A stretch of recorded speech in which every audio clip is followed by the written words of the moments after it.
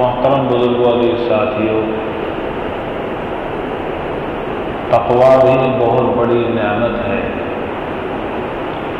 اور توبہ بھی بہت بڑی نعمت ہے۔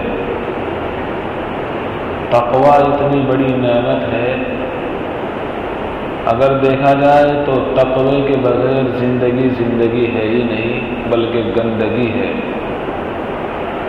تقویٰ اتنی بڑی نعمت ہے کہ جس کے سبب رنج و الم سے راحت انسان کو جس طرح آخرت میں ملے گی اسی طرح دنیا میں بھی مل جاتی ہے۔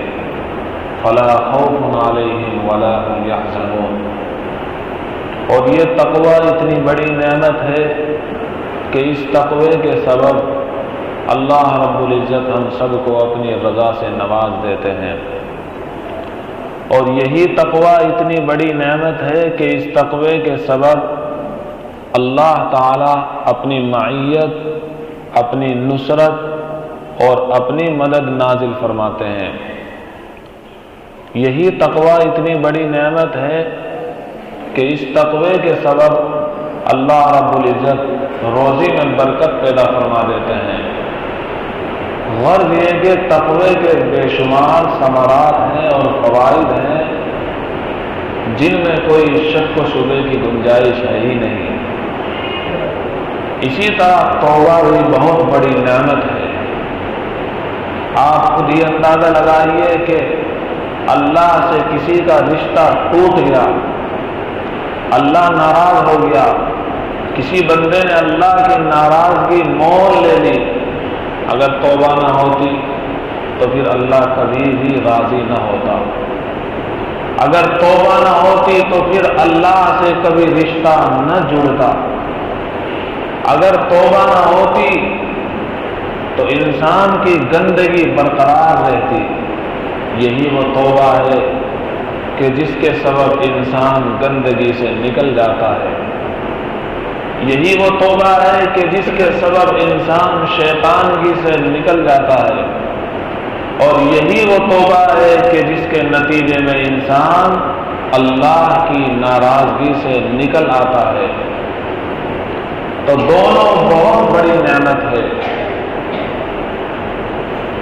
تقوی کا تعلق ہے گناہوں سے بچنے سے۔ گناہوں سے بچنے کی وجہ سے انسان متقی کہلاتا ہے۔ بچ بچ کر اس زندگی کو گزارنا، اسی کا نام تقوی ہے۔ اللہ کی ناراضگی سے بچ کر زندگی گزارنا، اسی کا نام تقوی ہے۔ ہر کام کو کرتے ہوئے اس چیز کا استحضار کہ اللہ مجھے دیکھ رہا ہے، صفت احسان، اسی صفت احسان کی بدولت یہ تقوی کی دولت نصیب ہو جاتی ہے۔ ہر انسان چاہتا یہی ہے مجھے تقوی کی دولت سے نواز دیا جائے، کیونکہ تقوی کے بعد ہی اللہ کی رضا ملتی ہے۔ بغیر تقوی کے اگر کوئی چاہے کہ اللہ سے میرا تعلق مربوط ہو جائے، ناممکن اور محال ہے۔ اور تقوی کو حاصل کرنے کے لیے گناہوں کو چھوڑنا پڑتا ہے۔ آپ نہیں دیکھتے کہ بیمار بیماری سے بچنے کے لیے بیماری کے اسباب سے اپنے آپ کو دور رکھتا ہے، تب بیماری سے دور رہتا ہے۔ ایک آدمی بخار سے بچنے کے لیے بخار کے اسباب سے اپنے آپ کو بچاتا ہے تو اللہ کے حکم سے وہ بخار سے بچ جاتا ہے۔ ایک انسان لڑائی سے اپنے آپ کو بچانے کے لیے جو لڑائی کے اسباب ہیں، غیبت اور چغل خوری، لگائی بجھائی، ان سے اپنے آپ کو بچاتا ہے تو لڑائی سے بچ جاتا ہے۔ فحش گوئی سے اپنے آپ کو بچاتا ہے تو لڑائی سے بچ جاتا ہے۔ بری سوسائٹی سے اپنے آپ کو بچاتا ہے تو اس پر کوئی داغ اور دھبا نہیں لگتا۔ بد کی صحبت میں مت بیٹھو، اس کا ہے انجام برا۔ بد نہ بنے تو بد کہلائے، بد اچھا بدنام برا۔ تو اپنے آپ کو بدنامی سے بچانے کے لیے بری صحبت سے بچاتا ہے۔ تو اسی طرح یاد رکھیے، ہم چاہتے یہ ہیں کہ گناہوں کے ماحول میں رہیں اور گناہوں کے ماحول میں رہتے ہوئے بھی گناہوں سے بچ جائیں، یہ ناممکن ہے۔ کوئی آدمی تیراکی نہ جانتا ہو اور ندی میں چھلانگ لگا دیتا ہے، سمندر میں چھلانگ لگا دیتا ہے، تیرنا جانتا نہیں ہے، اسباب اس کے پاس بچنے کے ہے نہیں، تو ڈوب کر رہے گا۔ لیکن اگر تیرنا جانتا ہے، پانی سے بچنے کے اسباب اس نے اختیار کر رکھے ہیں، اپنے آپ کو اتنا قوی اور طاقتور بنا رکھا ہے کہ وہ پانی کو تیر سکتا ہے، پانی سے پار ہو سکتا ہے، تو وہ بچ جاتا ہے۔ تو دوستو بزرگوں، گناہوں کے ماحول میں رہیں اور گناہوں سے بچ جائیں، یہ ناممکن ہے۔ ایک آدمی کو معلوم ہے کہ گناہ مجھے تنہائیوں میں ہوتا ہے، پھر بھی تنہائی میں گناہ سے بچنے کے اسباب اپنے لیے پیدا نہیں کرتا، تو تنہائی میں جو گناہ پہلے ہو رہا تھا وہ اب بھی ہوگا، آئندہ بھی ہوگا۔ جب تنہائی میں گناہ ہوتا ہے، ہر انسان کو اپنی حالت پتہ ہے کہ اس کی حالت کس طرح کی ہے، اس کو گناہ کب ہوتا ہے، بس یہ جو کب ہے اس پر پکڑ ہو جائے۔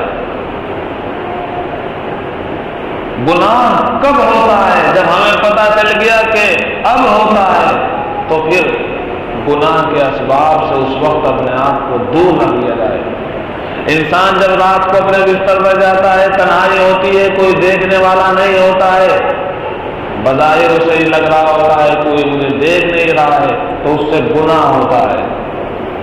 جب اس کو پتہ چل گیا کہ گناہ اب ہوتا ہے، تو گناہ کی ٹکر پر نیکی ہے، اپنے آپ کو اس وقت نیکی سے مربوط کر لیا جائے، گناہ خود بخود بھاگ جاتا ہے۔ گناہ کی کیا مجال ہے؟ حق کے ہوتے ہوئے باطل ٹھہرتا نہیں ہے، اسی طرح نیکی کے ہوتے ہوئے گناہ جمتا نہیں ہے۔ یا تو نور ہی ہوگا یا اندھیری ہی ہوگی۔ اندھیری آ جاتی ہے تو نور نہیں رہتا، اور جب نور آتا ہے تو اندھیری کی کوئی مجال نہیں ہے۔ تو جب معلوم ہو گیا کہ گناہ ہوتا ہے، تو اس وقت اپنے آپ کو تسبیحات کا پابند بنا دے۔ رات کو سوتے وقت تنہائی ہوتی ہے تو مجھ سے موبائل کا گناہ ہوتا ہے، یا رات کو مجھ سے گناہ یہ ہوتا ہے کہ میں گپ شپ لگانے کے لیے مجلسوں میں بیٹھ جاتا ہوں۔ اب ہر چیز کا توڑ موجود ہے۔ یہ محفل گپ شپ کی لگی ہوئی ہے، یہاں پر چغلی بھی ہوتی ہے، یہاں پر جھوٹ بھی بولا جاتا ہے، اور یہاں پر دنیا کی باتیں کی جاتی ہے۔ لہذا ضرورت ہے کہ ایسی مجلس سے اپنے آپ کو بچا کر ایسی مجلس میں بیٹھ جائے جہاں قال اللہ و قال رسول کی صدائیں بلند ہوتی ہوں، جہاں پر اللہ اور اللہ کے رسول کی باتیں ہوتی ہوں، تو یہ گناہ سے بچ گیا۔ ایک آدمی تنہائی میں رہتا ہے تو گناہ ہو جاتا ہے، تو ضرورت ہے کہ اپنے آپ کو تنہائی میں سے بچا کر اپنی بیوی کے پاس بیٹھ جایا کرے، اپنی بیوی سے دل لگی کر لیا کرے، اپنی بیوی سے محبت کی باتیں کر لیا کرے، اپنے بچوں کو بٹھا کر ان کو نصیحت کی باتیں کر دیا کرے، اپنے بچوں سے پیار اور محبت کی باتیں کر لیا کرے، اپنے بچوں کو دوستوں کی طرح اگر پالے گا، ان سے باتیں کرے گا، وہ آپ کی بات ماننے کے لیے تیار ہو جائے گا۔ ان کو ہنسائے اپنی باتوں میں، ان کو اپنے آپ سے مربوط کرے، اور یہ سوچے وہ کون سی چیز ہو سکتی ہے کہ میرا بچہ میرے سے جڑ جائے اور مجھ سے بات کہنے والا بن جائے، مجھے ابا کہنے والا بن جائے۔ ایسے بہت سارے ابا موجود ہیں کہ جو اپنے کانوں سے ابا کی آواز سننا موقوف ہو جاتا ہے، بند ہو جاتا ہے، وہ نہیں سنتے ہیں۔ ان کا بچہ ہے، موجود ہے، زندہ ہے، لیکن وہ اپنے کانوں میں اس صدا سے محروم ہے کہ کوئی ان کو ابا کہے۔ تو ابا کی بھی ذمہ داری ہے کہ اپنے بچے کو اپنے آپ سے جوڑنے کی کوشش کرے۔ وہ کسی بھی طرح جڑ سکتا ہے، وہ باپ ہی جانتا ہے۔ تو بہرحال گناہ سے بچنے کے لیے گناہ کا دوسرا پلیٹ فارم، گناہ کے اسباب سے بچنے کا دوسرا پلیٹ فارم اللہ نے بنایا ہے نیکی۔ اپنے آپ کو نیکی کے پلیٹ فارم پر لے آئے، گناہ خود بخود بھاگ جائے گا۔ دوستو یہ بات بھی آپ یاد رکھیں، والد کو راضی کرنے کے لیے سارے اسباب ماننے پڑتے ہیں، اس کے بہت ساری باتیں اور ساری باتیں ماننی پڑتی ہے، لیکن اگر کوئی یہ چاہے کہ میرا والد ناراض ہو جائے، ایک ہی بات سے ناراض ہو جائے گا، وہ ساری باتیں ایک طرف، اور ناراض کرنے کے لیے ایک ہی باتیں کافی ہو جاتی ہے۔ اور ہم اپنے رب کو ناراض کرنے کے لیے کتنی چیزیں اپنائے ہوئے ہیں، پھر بھی ہم یہ سمجھتے ہیں کہ ہمارا رب ہم سے راضی ہے۔ وہ کون سی مجلس، وہ کون سی محفل اور وہ کون سی عادت ہے کہ جس میں ہم نے اپنے رب کو ناراض کرنے کی پلاننگ نہ کر لی ہو؟ رات کو دیر سے سونا ہو، جس میں ادھر کی ادھر کی باتیں، فوش گوئی، بیہودہ کلام، گپ شپ، اور جس کی وجہ سے فجر کی نماز بالکل ضائع، اور تہجد کی نماز تو آج کل مسلمانوں سے بالکل گم ہو گئی۔ مسلمانوں کی سڑکوں پر جا کر اگر کوئی تنہائی میں اور تہجد کے وقت گشت لگاتا تھا، اس کو بھن بھناٹ کی آوازیں آیا کرتی تھی۔ وہ وجہ یہی ہوئی کہ ہم نے اپنے آپ کو بیہودہ کاموں میں اتنا ملوث کر لیا ہے، اتنا بھاڑ لیا ہے کہ ہمیں وقت ہی نہیں لگتا ہے نیکی کا، ہمیں وقت ہی نہیں ملتا ہے دین کی باتوں کو سننے کا، ہمیں وقت ہی نہیں ملتا ہے اشراق کی نماز پڑھنے کا، چاش کی نماز پڑھنے کا، اوابین بھی کوئی نماز ہے نہیں پتا ہے ہمیں نہیں پتا ہے کہ روزانہ ہمیں صلاۃ التوبہ بھی پڑھنا چاہیے، ہمیں نہیں پتا ہے کہ وضو کی بھی نماز ہوتی ہے تحیۃ الوضو، وہ بھی ہمیں پڑھنی چاہیے، ہمیں نہیں پتا ہے جب کوئی ضرورت پیش آ جائے تو ہم ان چیزوں سے بالکل نابلد اور نا آشنا ہوگی۔ وجہ یہی ہوئی کہ ہم نے اپنے آپ کو بیہودہ کاموں کے پلیٹ فارم پر لگا لیا ہے، تو نیکی کے پلیٹ فارم سے ہم ہٹ گئے ہیں۔